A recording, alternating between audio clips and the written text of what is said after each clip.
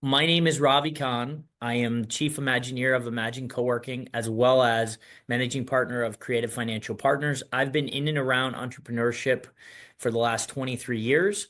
I've helped businesses to get started. I've helped businesses grow. I've helped businesses exit. I've been a serial entrepreneur myself, being involved in real estate, being involved in different business ventures, both as a partner, both as a direct founder. So this subject is really special for me because what I've personally been able to observe, as well as watching many others, is that there's a distinct difference between tacticians, people who are really good at a particular craft, and then people who are really entrepreneurs at heart, and they just happen to find an opportunity within a space, and that's what they might be doing today, but you could really plug them into many opportunities and they would be successful because they have the right mindset, they have the right work ethic, and they have the right understanding of how to utilize resources to allow them to be successful. So for me, it's an exciting topic. It's something I could literally talk, I think, all day, every day about is entrepreneurship and what it takes from a mentality standpoint to the difference between those that are hovering in trying to make it or startup phase or mediocrity, and those that seem to have the world at their fingertips. And most people, when you meet them, what do they want to say? These people are lucky. Not really. There tends to be a common theme. So luck is not a strategy, as we talked about it over the last few weeks in some of our business planning and marketing planning workshops. Hope is not a strategy. But unfortunately, that's how a lot of people operate is they're just hoping for the success that they want, and they don't necessarily have a plan of how they're going to shift their mindset, how they're going to shift their activities and actions in order to be able to put them in the place where they want to be. So for me, entrepreneurship is really about not just the money, not just the flexibility and freedom, although I'll take it. Those are wonderful things to have. Um, I feel as though I've attained a level of that I probably couldn't imagine 20 years ago. That said, now it's really about legacy. How can I create something that is impactful far beyond what I'm able to contribute? And that means both today, not just in the future, but today, how can I do something that is bigger and more broader than what I am able to do on my own? And second, how can I leave something that is of value to others that can continue to carry that torch? To me, that's really what entrepreneurial mindset is all about, is I want to create something that is so special and unique and carves its own path that it has staying power. And far beyond what I can do with it, it's allowing a platform for others to begin to broaden and enhance it. But also, it's about being a trailblazer. It's about identifying opportunities, and it's about figuring out how can you do something that's unique, just enough unique in the marketplace, or do it in enough of a special way that it gives you a competitive advantage. And I think if you can do that successfully and you can day to day remove yourself from operations, you've created something that is really special and has legacy around it. And what happens typically as a result of that is the amount of flexibility you have, the amount of money that you have, they become byproducts of that. So when your mindset begins to shift from how do I survive to how do I thrive and create legacy, it's interesting that often what happens is your income, your flexibility, your freedom, your time to think about new ideas, it all expands exponentially. And it's a wonderful byproduct of getting to a place where you're not really just doing for you anymore, you're doing for the greater good. You're thinking about things in a landscape of how can I add value? How can I contribute to both my existing customers and the world as a whole? What can I leave behind that is going to be something that I was able to deliver with my experience and my hustle? And how can I make sure that that's something that is special for many, many years, many generations to come? So that's my why. And talking about these subjects is really special for me. It's why I do what I do every day. It's why I love what I do in the financial planning space with businesses and individuals, helping create legacy for them and future generations, helping them grow businesses beyond their wildest dreams, helping them exit with more resources than they anticipated. And as an entrepreneur, it's constantly looking for and identifying what are trends, where are things going, where are they moving to, how can I be involved, and what makes sense for me to be involved, because I can't be involved in everything.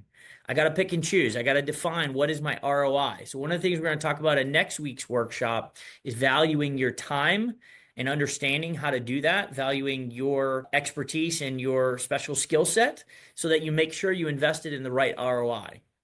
And really ROT, which is return on time. If I'm going to dedicate my time to something, I need to be thinking about, is this going to yield me 5x or is this going to yield me 400x?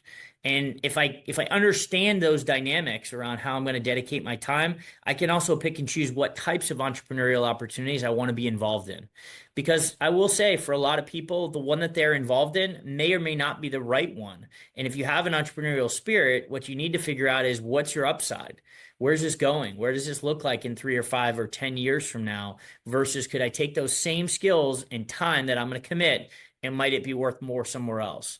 And if you say the answer is yes, it might make sense to either, one, cold turkey stop what you're doing, or two, try to identify how do you shift over time into something new that has a bigger opportunity for you. And again, that opportunity isn't always money. It could be freedom, could be time, could be legacy. So that's a little bit of my why. What I want to touch on today as we talk about entrepreneurial mindset is, what does that mean? What does that look like? What are some things that we can identify and resonate with for people? Explore strategies and how you lead yourself and others through adversity, which single-handedly is the number one thing that you will face over and over again as an entrepreneur, is adversity. Could be different levels, could be at different times, could be could be literally you hit rock bottom, or it could be you sink 10%. But either way, you're going to find that you hit adversity. And the key is going to be, how do you deal with it? What is the mission? How are we working towards it together? And then how are we all going to work through the different challenges that we face? And then learning techniques for hiring the right people and fostering the right culture so that people embrace that vision. I can talk till I'm blue in the face about this great plan and how we're going to work through all the challenges we face. But if people aren't bought in, if they don't have a culture for sharing best practices and figuring out, being able to be vulnerable, of letting me know when things are amiss maybe in their personal life, if we don't have that kind of a culture where we're working together and supporting one another, odds are it's going to be very challenging for us to meet those adversity as a team and work through them. We might all find that adversity, but if we're all working through it in different ways, we don't have a really cohesive culture, we're not supporting one another, we're going to have a lot of challenges. So getting the right people on the bus and getting the bus moving in the right direction, right? You say getting the right people on the bus and getting them in the right seats on the bus. Those are critical things that are necessary, I would say, for being a successful entrepreneur or even manager at different levels and capacities. So some of the things we're going to touch upon today and delve into a little bit more detail regarding.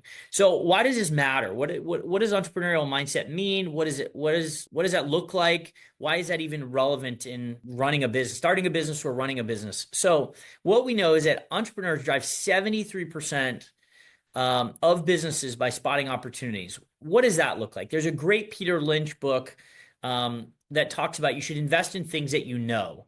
And so if you have not ever identified or understand what that means, I think about entrepreneurship very similarly, is that what you want to do is just look around, just pay attention to your surroundings and identify trends of what's happening.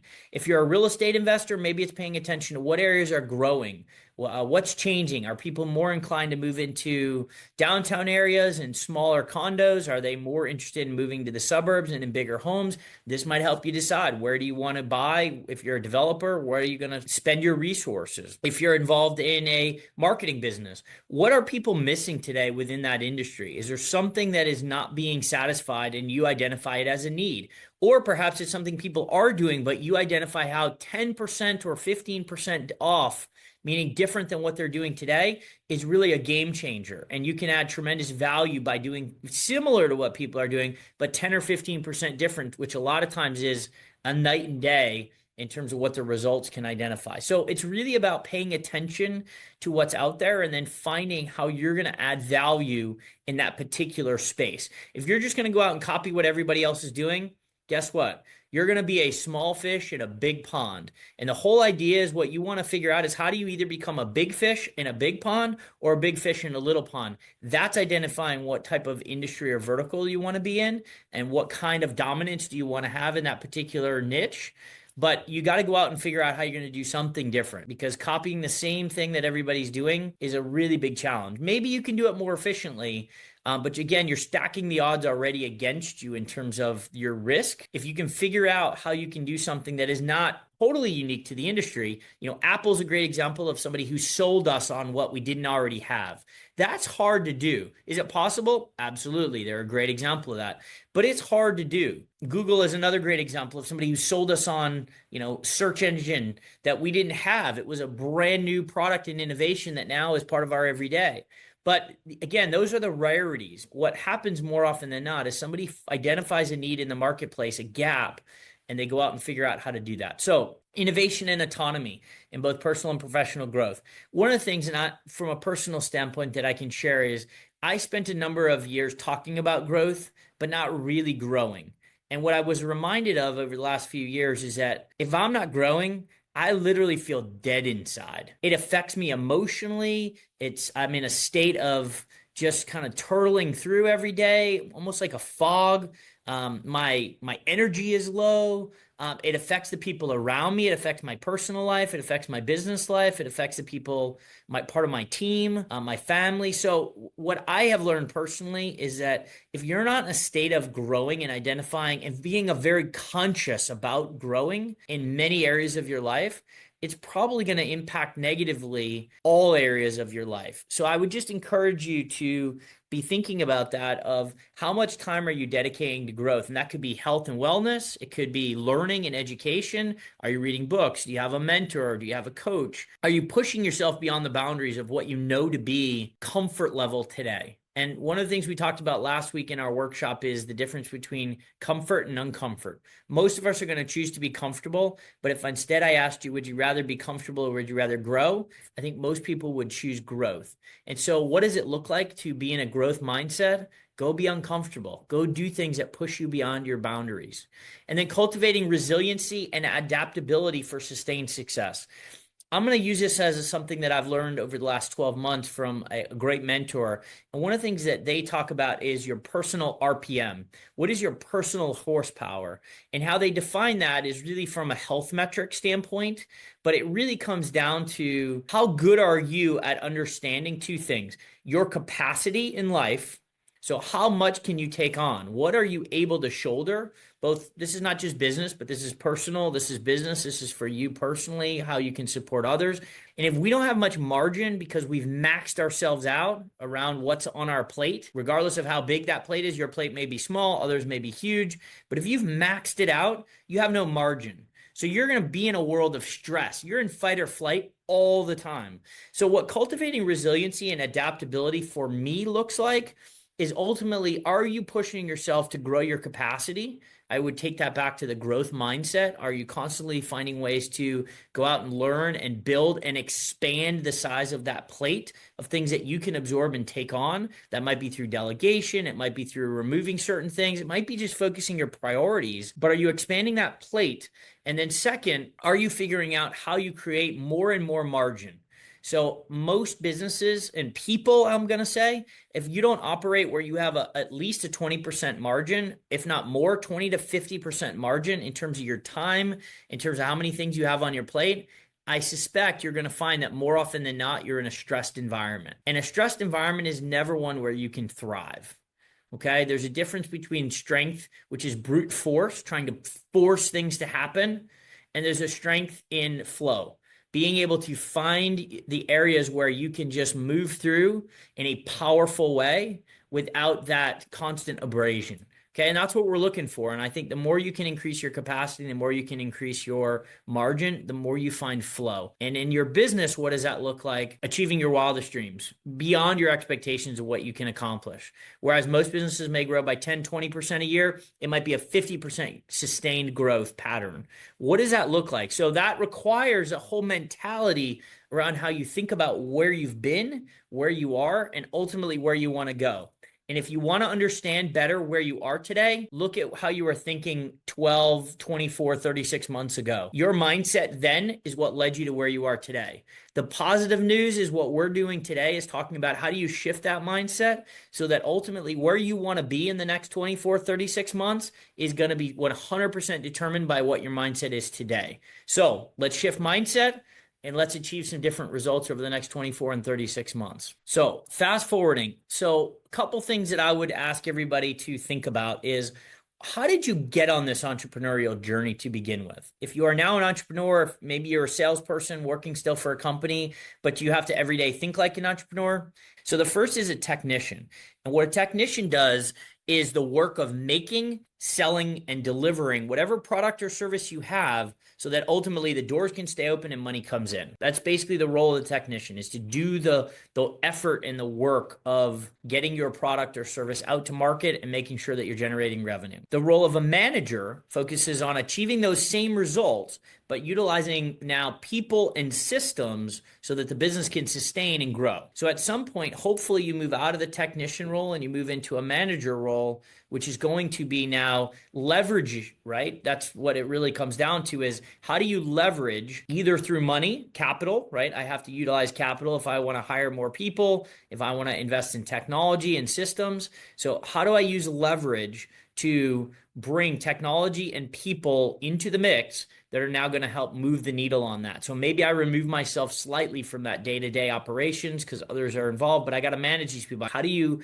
accomplish it over time? And then how do you make sure that that vision has everybody on board? Is everybody bought into that vision and everybody working towards a common goal? So for what I will say is, often you'll find that people start a business because they're running away from something, not necessarily running to an opportunity, but running away. Maybe they want to run away from a lower income and they want to try to work towards a higher salary or income.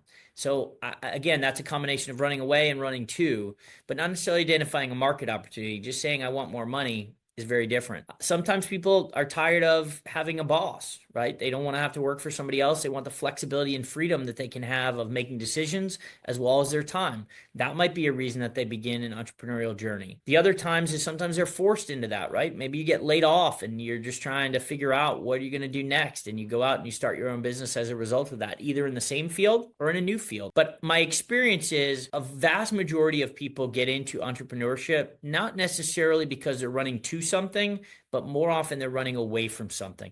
And by the way, there's nothing wrong with that, but I will say that you have to at some point change your mentality that you're running towards something if you truly want to grow and to have an opportunity that is beyond, the mediocrity. So for me, I will say I also was running away from something when I started my financial services business, but I very quickly was able to identify, where did I see a gap in what was going on in financial services, and how could I build a business model that offered something slightly unique? So what I saw was a disjointed landscape of different financial professionals where an individual would have to go to their accountant or CPA, or maybe two people, an accountant and their tax preparer. Then they'd have to go to their investment person. They'd have to go to their insurance person. They'd have a mortgage person. They'd have a banker. And ultimately, those people never got together and communicated as a financial team for the benefit of that individual. So what I wanted to do was bring all those different disciplines under one roof so that we had a single firm that could deliver on the advice of all those different professionals, as well as the execution of all those different professionals,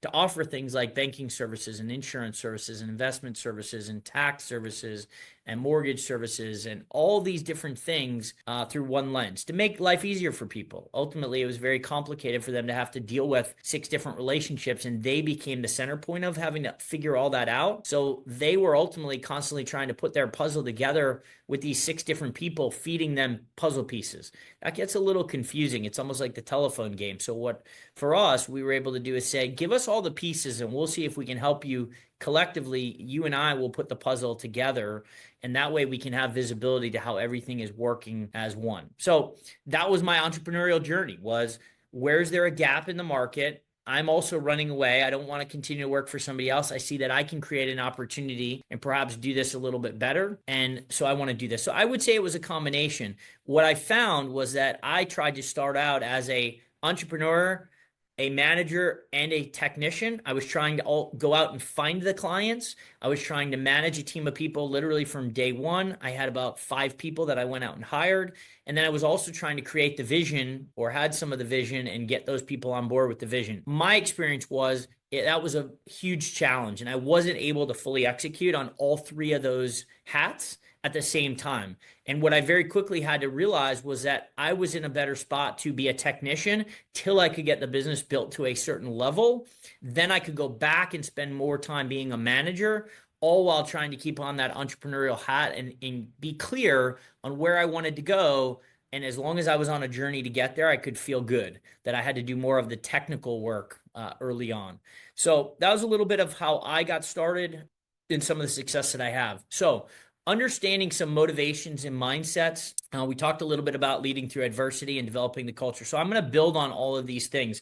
And I want to talk a little bit about it around those three themes that I just spoke about. So let's talk a little bit about motivations and the actual work of these three different people. And again, I'm going to go back and reference eMyth with some of this information. So the technician is really hands-on work of the business, and responsibilities are production and delivery of whatever that is. They're tactical in nature, right? They are having to do the work, and they're really just focused on what they are doing. They're not focused on what anybody else is doing. They just have responsibilities for their own job and tasks.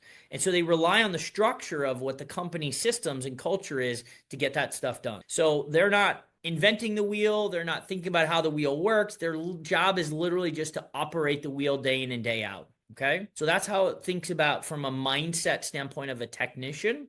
And their motivation is usually self rewarding, right? If I do a good job, if I go out and hustle more, if I get more customers, if I sell more stuff, if I produce more of these widgets, I'm going to get paid more. So that's usually the motivation of a technician. Now, for a manager, the work is both strategic and tactical. So they need to get work done through other people, but they also need to help build some of those systems. So they have one eye on what's happening day to day and one eye on the future for how they need to think about planning and organizing to make sure that that vision can turn into a reality.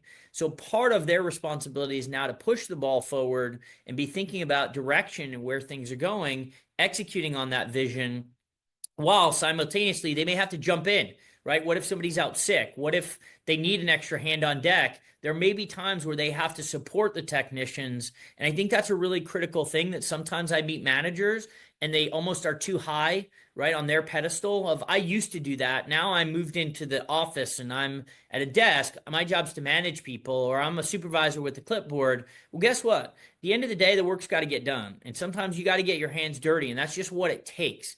And it frustrates me when I meet certain businesses that don't have that mentality. And I'm thinking they're, again, going to be limited by their opportunity to succeed. Now, it's great if the manager has figured out how to operate with challenges and they don't have to do that. More power to you. But my experience is sometimes you got to get involved and sometimes you got to lead others. And they want to see, can you run up the hill too? Right? You know, it's this mindset of, if I'm going to send troops to battle, sometimes they want to know, can I run up the hill and lead them, even though my job has changed and I'm not necessarily the one in the trenches fighting every single one of those battles. I'm doing more strategic planning and development of sending people where they need to be. Entrepreneurs' work is almost exclusively strategic. They're going to paint a clear picture of where the business is going and what it will look like in the future, right? So we need to also have clarity on what it is, not just a vision and big picture, but the tactical nature of what do people need to be doing to accomplish that vision. You got to lay some of that out. So they need to be able to lead, motivate, and inspire the team so that they want to be part of serving the needs of both the business, right? You have to feel bought into where the business is going. You also got to buy into what the customer's experience looks like.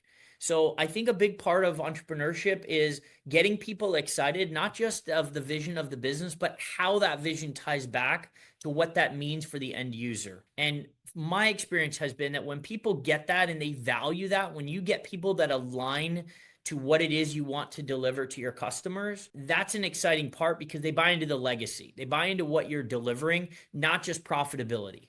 I mean, that's great. People like to make more money. They want to have more flexibility and freedom. They can get excited because you're an unbelievable salesperson and you can motivate with your vision. But what are people going to really get excited about is when they're making an impact to what your customers' lives look like, because the value of what you delivered in a product or service is ultimately game changing. That's exciting. That will get more people motivated to work harder and to work more with focus than anything that I've had experience with regards to a team. So that's how I would say some of the tasks and the mindset that's involved.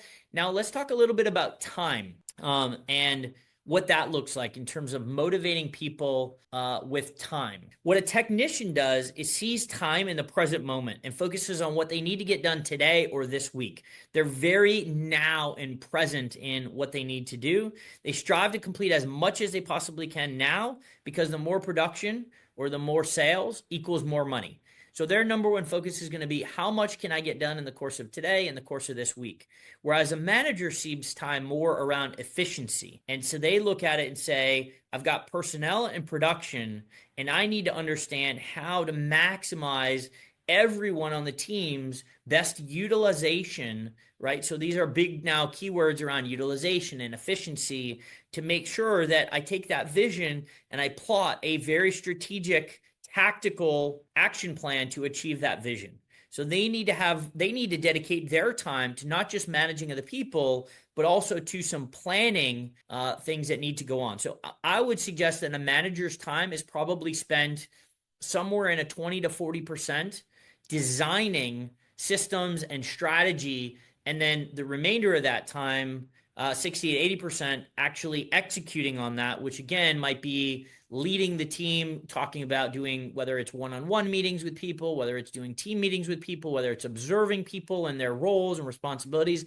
whether it's going out and doing things, whether it's training, whether it's going out and doing those sales functions with somebody. So in my opinion, you got to spend 60 to 80% of your time on the vision, and you got to spend 20 to 40% of your time now still being in front of your team and sharing that vision and getting them excited about the vision and finding ways that you can be involved in what happens day to day.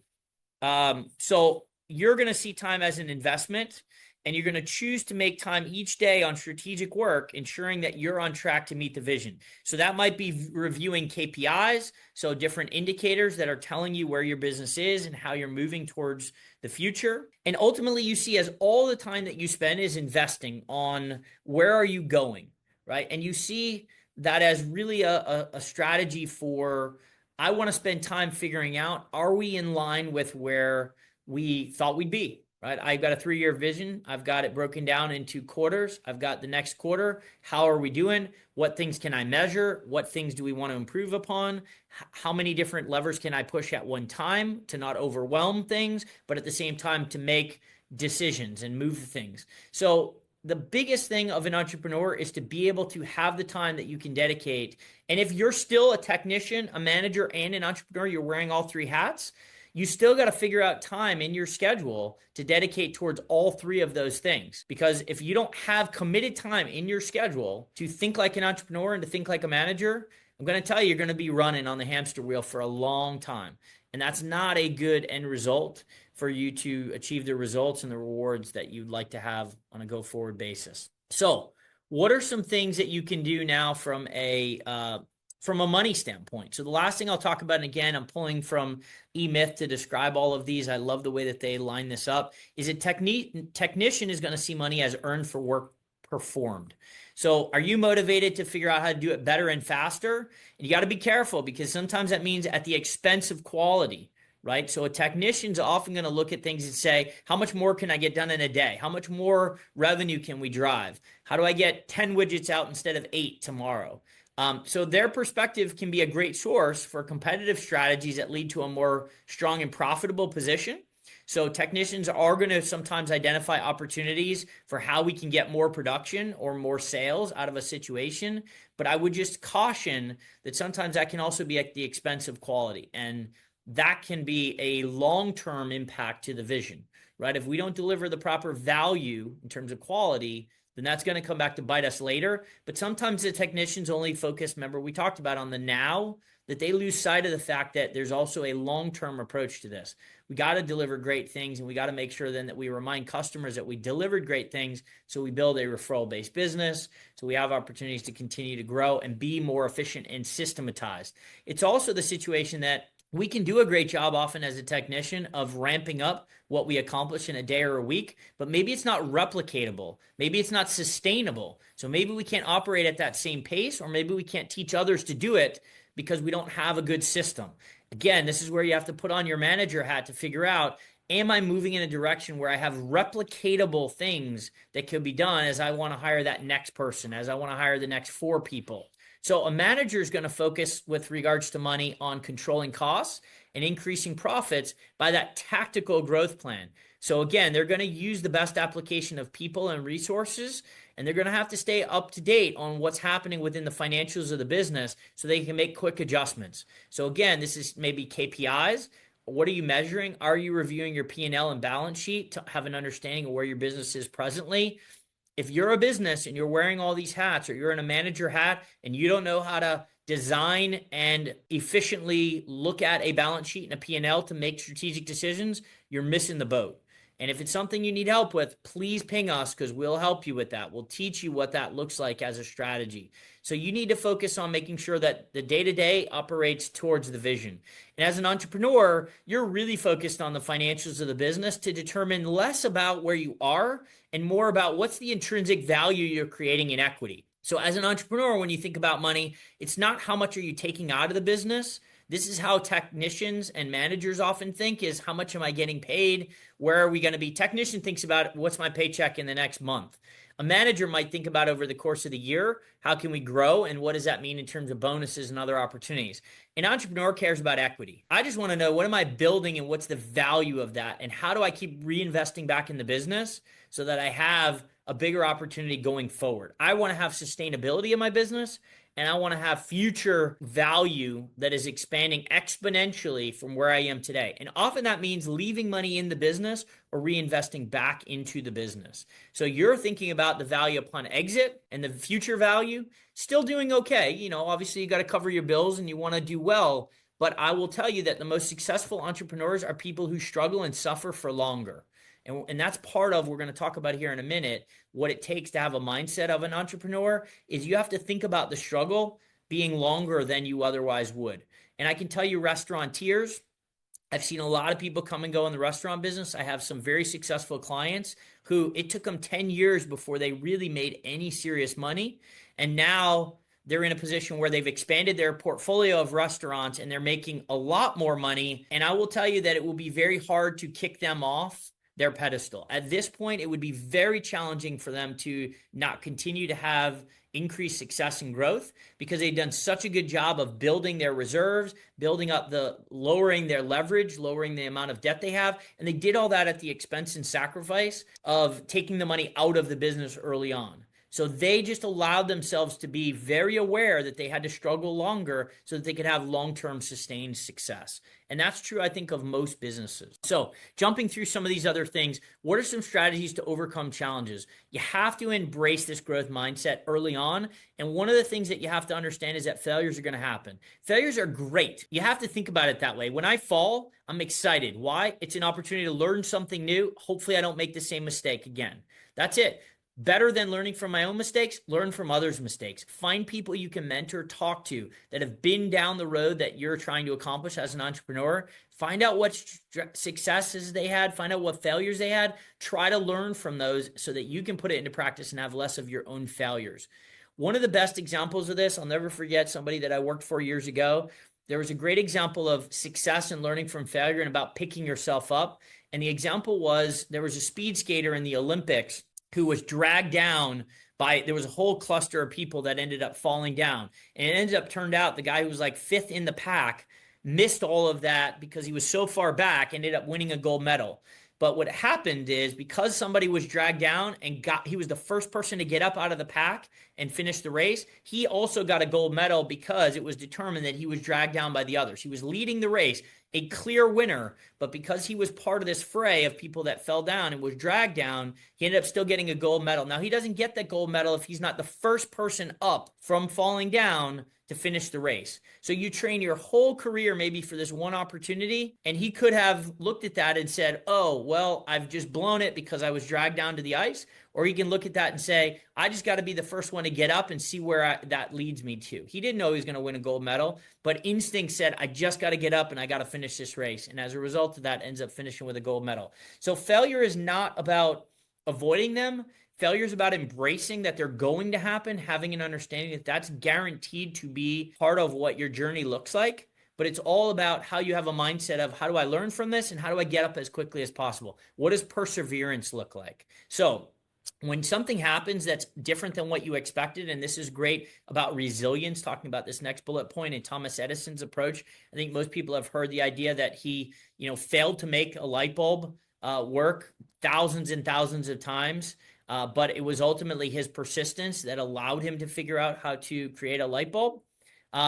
When you have a situation where something happens different than you anticipated or expected, you're going to go through 5 series of grief, okay, or emotions that you are going to have. They're going to happen, but the faster you can move through those and get to perseverance, what do I do now? That is a skill. That is emotional competence at its core. And that is by far one of the number one skills of successful entrepreneurs is they have high EQ, emotional quotient. And that has to do with how do I get through all those emotions, not allow them to derail me? Well, one of the things is you have to have a mission and you have to have a plan for how you ask people questions early on about what do they value. If you find that you ask people about their values in an interview process and it's different than the values that you want to instill in the business that you have, you're going to have conflict and you will not have the right people on the bus. So I would be sure about what your values are as an organization and what maybe they are personally and how that shines through in your business. And if you don't have the same value systems in place for people you hire, you're going to have a challenge. In terms of getting them on the right seat on the bus, I think that really has to do with what are people passionate about? Can you identify what people are excited about either through past experience or asking them about what they envision for their future? And if you can design a role for them that allows them to be excited on a day-to-day basis, you've got a pretty good cultural fit and a pretty good opportunity for them to be in the right seat on the bus. And what happens even with a cultural fit is sometimes people are okay if they're in the wrong seat on the bus because they're so excited to be on the bus. Now, I think you improve efficiency when you get them in the right seat, but sometimes people got to wear a lot of hats or you need somebody to do a role for long enough so you grow to a place where you can move them into their proper seat on the bus. And what does that look like is most businesses are going to see between a 20 to 30% revenue growth just from getting the culture aligned within the business across the entire employees or entire organization. So the other big thing that I think is critical is just as we talked about entrepreneurs needing to have that growth mindset, everybody in your organization has to have that learning and growth mindset. If they're not learning their skills, and I find some organizations don't encourage and foster this, they're afraid if I teach people new things or I allow them to go out and learn new things, maybe they leave.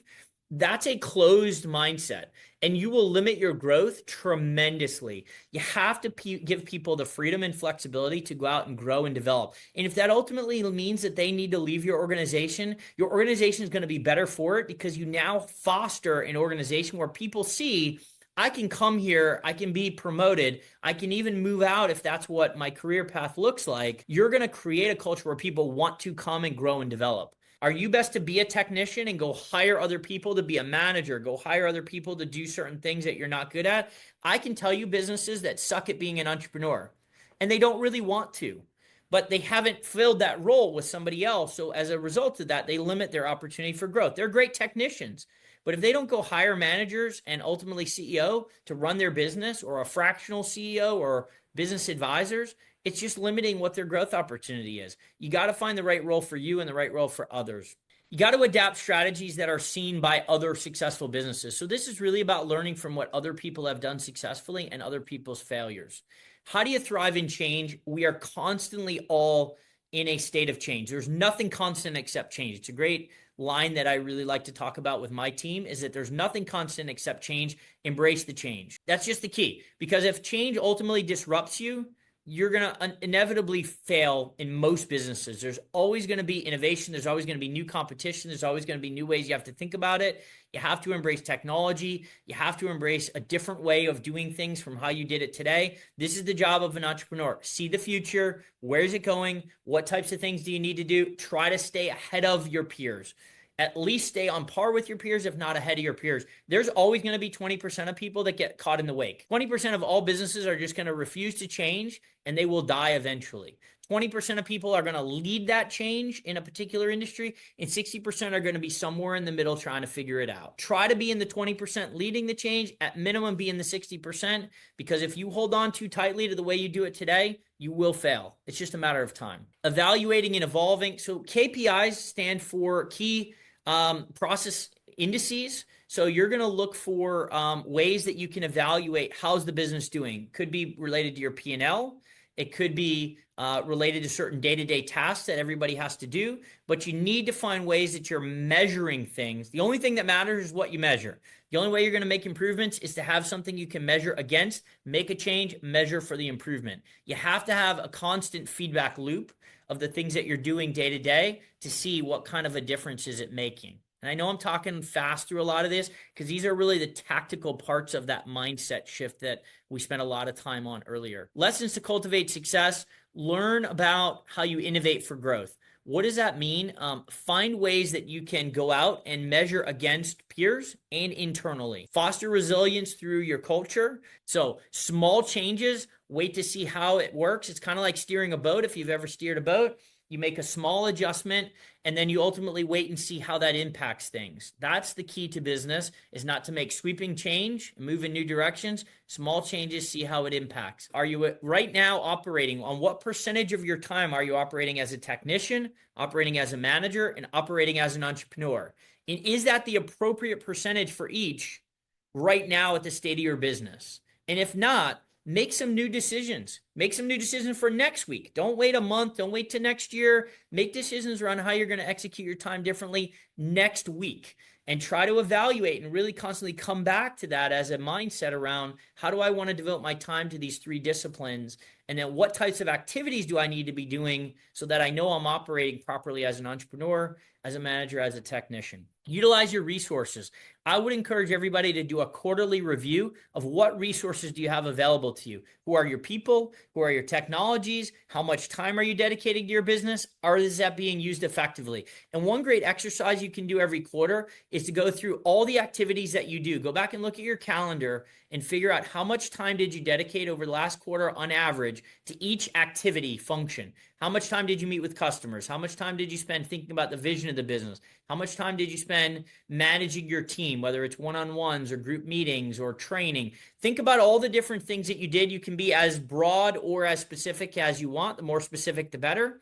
And then what I want you to do is go back and say, I need to spend more time doing this. I need to spend less time doing this. I need to stop doing this altogether, or I need to delegate these tasks and responsibilities, because it's not the best ROI or ROT, return on time, that I could be doing in my current capacity. So every quarter, I would encourage everybody to go through this exercise of evaluating the things that you're doing to help you determine what you want to focus on for the next quarter. So that's a wrap on today. I appreciate everybody attending Cultivating an Entrepreneurial Mindset. I hope there's some really good things that you took away from today, things you can learn. As we do, we have for the month, anybody that you'd like to offer as a referral to our office space. Today, we are in the Kennesaw Imagine location. Next week, we'll be in the Dunwoody location. Anybody that you feel like these workshops would be helpful for, please scan the QR code, add their information. They'll get an opportunity to come in and utilize one of our physical locations for a day or attend future workshops. So they'll be invited to attend these future workshops, networking events, etc. And for every referral that you add in, you get an opportunity to win a $100 raffle, which we'll do at the end of this month. And so please encourage others to attend and participate. Please share positive feedback. So we have a lot of ways that you can share this feedback on our different sites and social media. So we have a Facebook page, an Instagram page, and a YouTube page. Please share feedback on today. Please follow us for all future updates on workshops, as well as any information that we're going to continue to add week in and week out. Thanks so much. Have a great rest of the day and a great week ahead.